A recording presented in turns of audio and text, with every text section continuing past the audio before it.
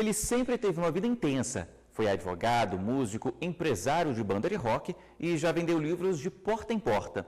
Hoje é juiz e ressalta que ler é instintivo, assim como escrever. Já ela diz que começou a ler para não enlouquecer e que virou escritora para fugir da solidão. Renato Zupo e Idelma Santana são os convidados do Iluminuras de hoje.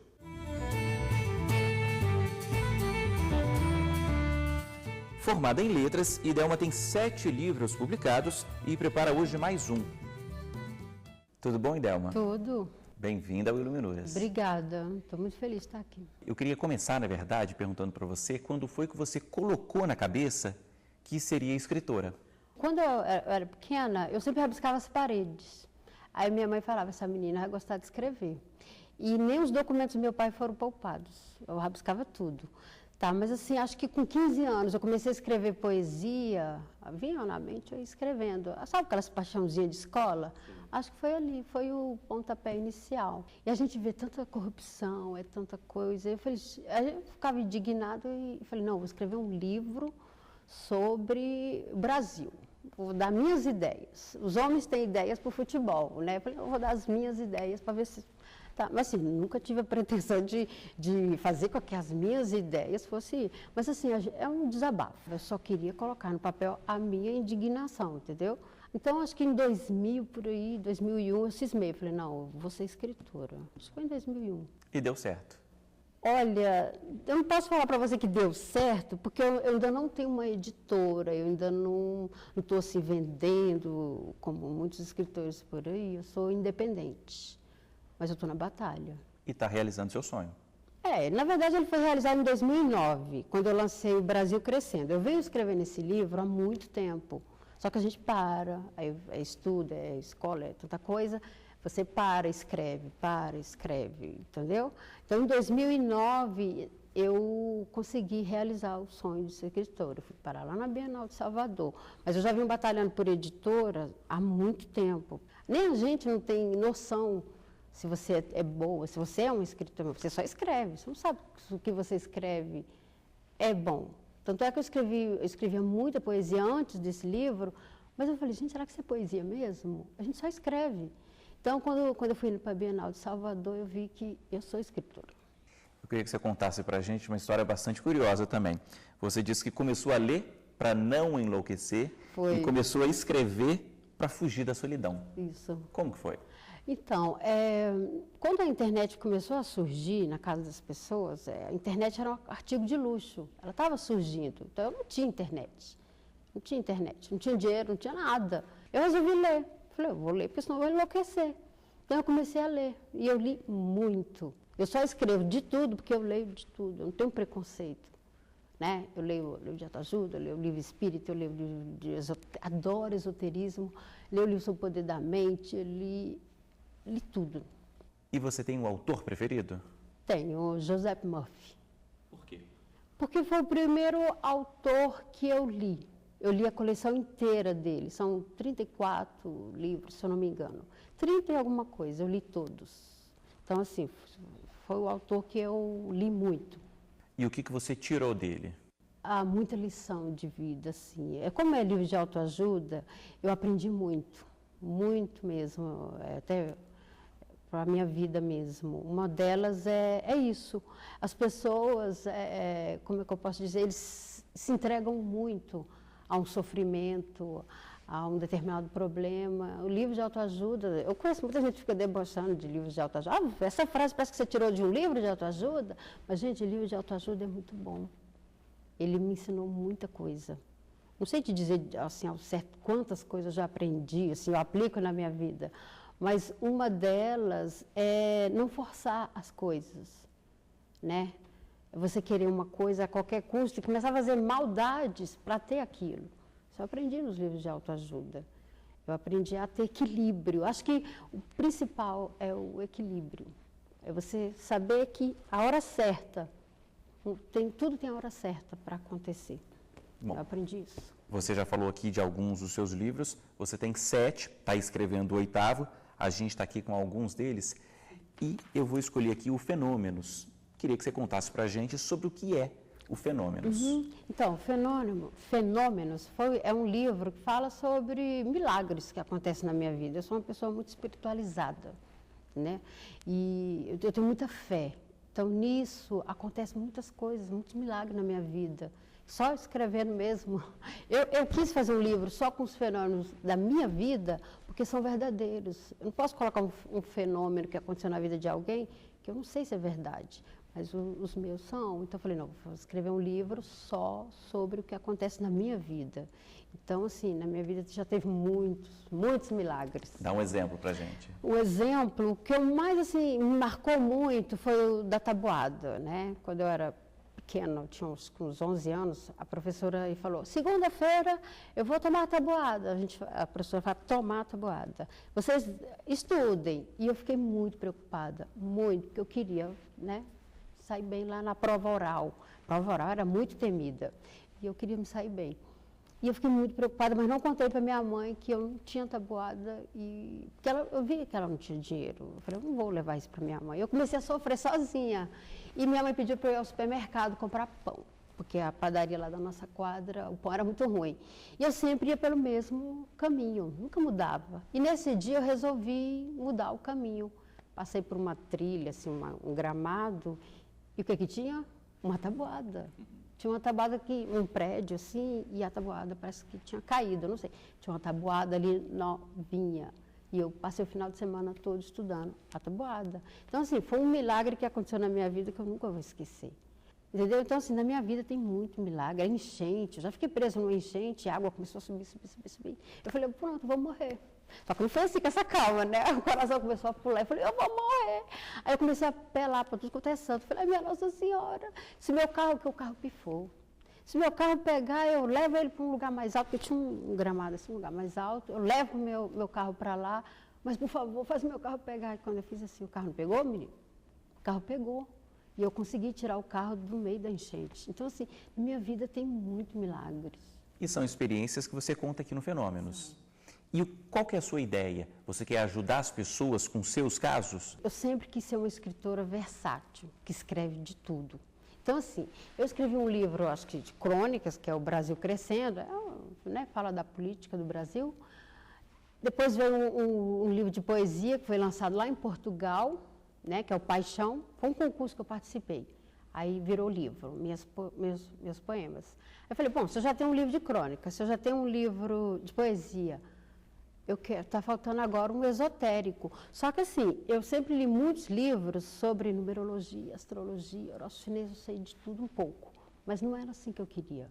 Falei, eu não queria ser mais uma que escreve um livro de numerologia, tem muitos. Falei, eu quero escrever um livro esotérico. Aí veio a ideia de escrever sobre os milagres que já aconteceram na minha vida. Mas a ideia nunca foi ajudar ninguém com fenômenos, porque são experiências particulares, né? Mas eu precisava ter um livro esotérico para fechar um ciclo de escritora que escreve de tudo. E o próximo passo agora? Você está escrevendo mais um? Então, autoajuda. Porque se já tem poesia, se já tem infantil, se já tem esotérico, se já tem crônica, eu falei, tem que ter o de autoajuda, né? Então, eu quero ser uma escritora versátil, que escreve de tudo. E o que você está colocando no seu livro de autoajuda? Então, buscando a felicidade. Porque assim, eu falei, gente, se eu quero escrever um livro de autoajuda, o que eu vou escrever?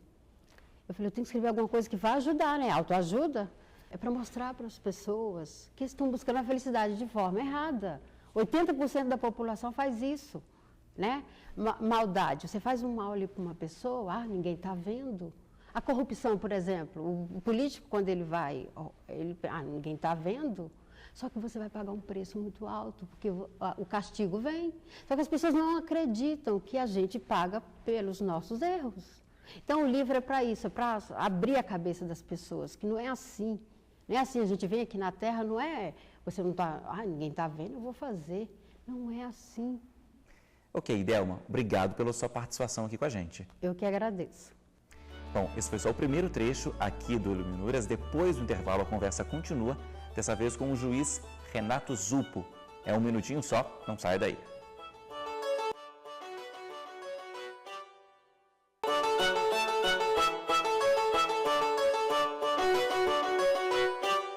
O Iluminuras já está de volta para conversar neste segundo bloco com o juiz Renato Zupo, que está aqui comigo. Obrigado pela presença. Obrigado a ti, Paulo. Tudo bem? Tudo jóia? Tudo jóia. Bacana.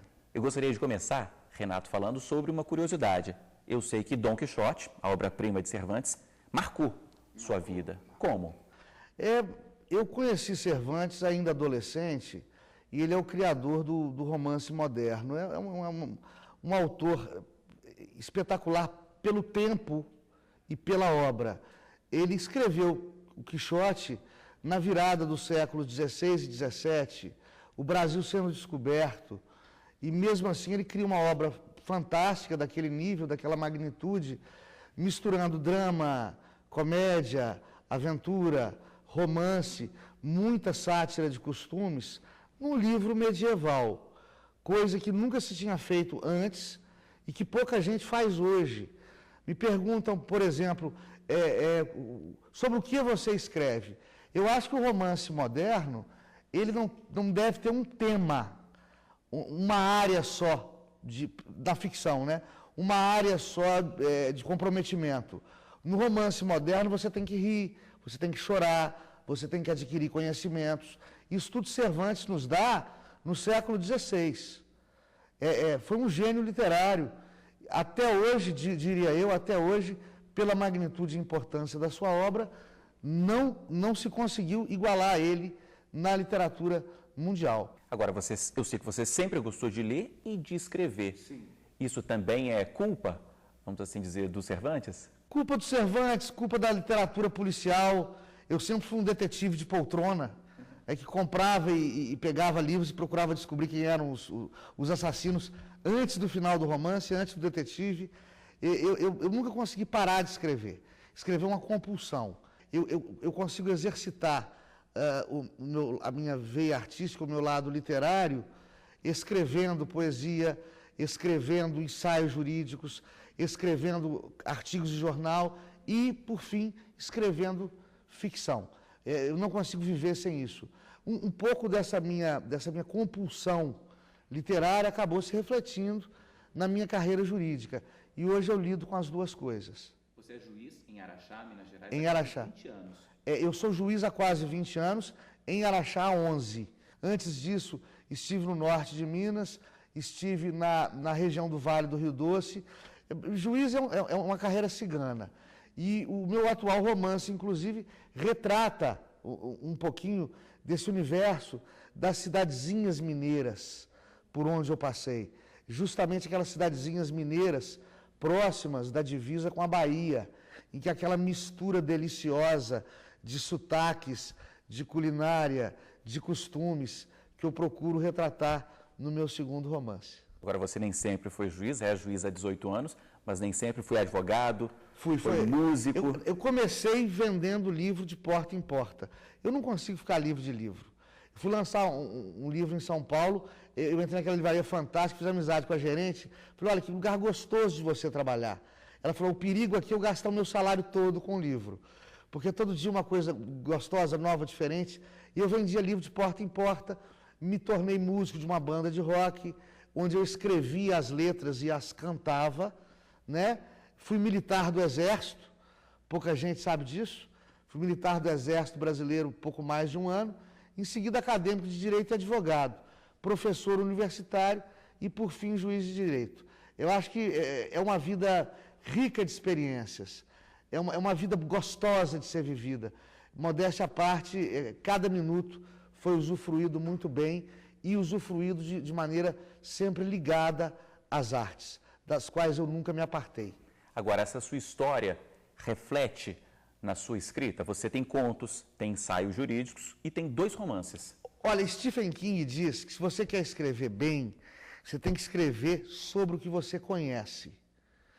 E se eu for escrever sobre flores, eu que não tenho domínio nenhum sobre o assunto, vou escrever mal, né? Então eu escrevo sobre direito penal, porque eu sou criminalista, escrevo sobre direito penal quando escrevo tecnicamente, nas minhas sentenças, nos meus artigos jurídicos, nos meus ensaios. E quando escrevo ficção, eu escrevo sobre um universo de crimes, o que os espanhóis chamam de romances negros. Quando eu fui lançar livro na Espanha, não é romance policial, é romance negro, né? Curiosamente, na Itália, onde eu também lancei livro, eles chamam de romance giallo, romance amarelo.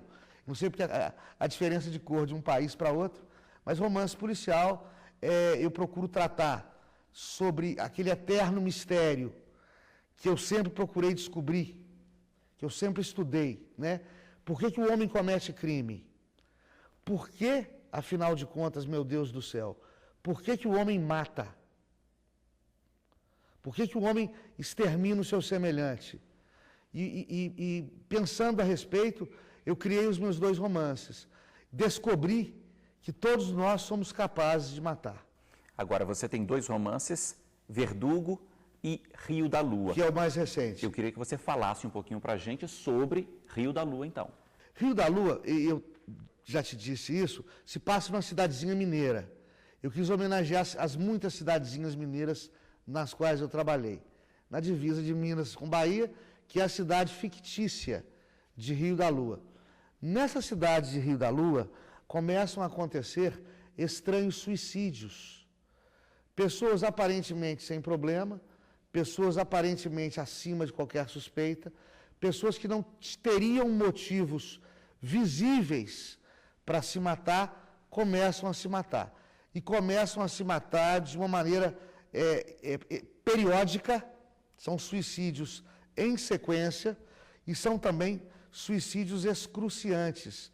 A gente sabe, e o livro emerge dentro do estudo do suicídio, a gente sabe que quem tenta se matar procura fazê-lo de maneira indolor.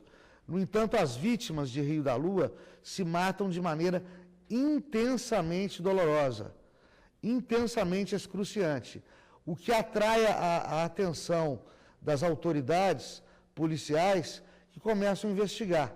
Um arguto detetive aposentado vai para Rio da Lua investigar. Afinal de contas, houve suicídio ou não? Ou são homicídios? E por trás disso tudo, há uma pesquisa, que eu já disse, sobre o universo do suicídio e um mundo esotérico que é descoberto pouco a pouco pelo detetive da trama e, em concomitância, ao mesmo tempo, pelo leitor, que vai descobrindo por trás do mundo tangível do romance, também um mundo esotérico todo a ser destrinchado. Agora, conta pra gente, Renato, por favor, uma curiosidade sobre o livro. Quando você escrevia ou pensava no livro, conta pra gente alguma coisa que ninguém vai encontrar aqui, mas você vai revelar agora. Rio da Lua foi escrito, Paulo, quase que numa sentada só. Eu só escrevo de noite e de madrugada, que é a hora que a minha casa desliga e que o meu trabalho como juiz permite. Eu demorei pouco mais de 3 meses para escrever, para esculpir a trama e o enredo de Rio da Lua. Depois, foi quase 1 ano de revisão. Revisão é quando você toma raiva da sua obra, porque você é obrigado a rever cada vírgula, cada erro de continuidade que existe no jornalismo, existe na dramaturgia e também existe na literatura. É um livro tão cheio de detalhes, de minúcias, de filigranas, porque é um romance policial, é um whodunit, é um livro de mistério que eu tive que rever cada vírgula do livro, gastando muito mais tempo do que gastei ao escrevê-lo. Acho isso uma curiosidade que poucas vezes vi no mundo da literatura. Você já começou a falar aí que escreve de noite e de madrugada. De noite e de madrugada. Conta mais pra gente. O magistrado, ele abraça uma carreira que tem uma coisa em comum com um estudante: dever de casa. Não existe magistrado que não leva processo para casa, né? A gente tem até um jargão, dormir com os autos. Aí eu vou dormir com os autos. Então eu chego em casa, eu sou pai de família, vou dar atenção aos meus filhos, à minha esposa. Tem todo aquele ritual doméstico que todos conhecemos, que é chegar, tomar banho, ver como é que foi o para-casa do seu filho, bater um papo com a sua esposa, jantar, etc. Só depois que a casa dorme, como dizia Augusto dos Anjos, só depois que a casa dorme é que eu vou sentar no computador, aí surge o Renato escritor, que vai responder e-mail, que vai para o seu blog, que vai para o seu videoblog, que eu também tenho, e que vai escrever as suas tramas. O terceiro, graças a Deus, está quase encerrando. Eu espero lançá-lo com revisão e tudo, até o final de 2016, no Mercado Livreiro. E esse é sobre o quê? Mesmo universo noir, mesmo romance negro, né? Eu falo sobre o mal, eu falo sobre o crime, e uma vez num lançamento, veio um engenheiro, bravo, na fila de autógrafo. Poxa, você escreve sobre crime, você não tem medo de fazer apologia do crime? Eu falei, meu senhor, eu não tenho culpa, são os personagens que fazem, não sou eu. Porque é isso, o personagem tem vida própria. Você cria a trama e o personagem faz o que quer dentro dela. Ele é como um filho. Você põe no mundo, você cria as características dele, mas ele que vai decidir o que fazer. A decisão a ser tomada é o personagem que vai efetuar, que vai efetivar. Você chega um ponto da obra em que você passa a assistir o embate entre os personagens, como você assiste seu filho ao longo da vida. São todos personagens fictícios ou tem também realidade nos seus livros? Vou te contar um segredo. Não existe livro 100% ficção e não existe livro 100% não ficção. A gente falava em off aqui de biógrafos, de grandes biógrafos, né? Eu garanto a ti que todo grande biógrafo romanceia um pouco ao urdir uma biografia, ao urdir um livro de não ficção. E todo romancista, por mais imaginária que seja a obra dele, por mais lúdico que seja o universo dele, todo romancista se baseia um pouquinho que seja, não digo em fatos reais, mas em personagens reais. Por exemplo, no Rio da Lua, tem um personagem que é o bêbado da cidade, que é um sujeito que eu conheço. Claro, com inovações, com licenças poéticas, né? O prefeito da cidadezinha de Rio da Lua é um determinado político que eu conheço, com uma ou outra mudança, se tornou o personagem prefeito da cidade de Rio da Lua. Você não consegue ser 100% ficção no mundo da ficção. Para terminar, Renato, a gente falou bastante aqui sobre os seus livros e eu gostaria de saber os seus autores. Quais são os seus autores preferidos? Você citou Miguel de Cervantes lá no começo. Quem mais? Olha, para começar dentro da literatura brasileira, eu gosto muito dos baianos. João Ubaldo Ribeiro e Jorge Amado, né? O mais erudito dos escritores brasileiros, João Guimarães Rosa. Apesar de folclórico, erudito. Aí nós partimos para os poetas, escritores, letristas, Drummond, Vinícius de Moraes. Internacionalmente falando, eu sou fã de carteirinha de Stephen King. Gosto muito de Stephen King, gosto muito de Charles Bukowski, gosto muito de Joyce Simenon, Agatha Christie, Sir Arthur Conan Doyle, que aí já entram os escritores policiais, que são o grande berço das minhas influências. Passeando aí por Humberto Eco, por Gabriel Garcia Marques, é um caldo cultural de onde sai a gente.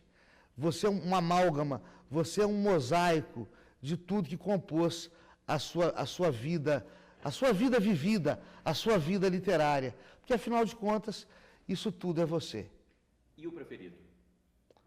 De toda a história da minha vida, de todos os escritores que já li, Cervantes. Sobretudo Cervantes.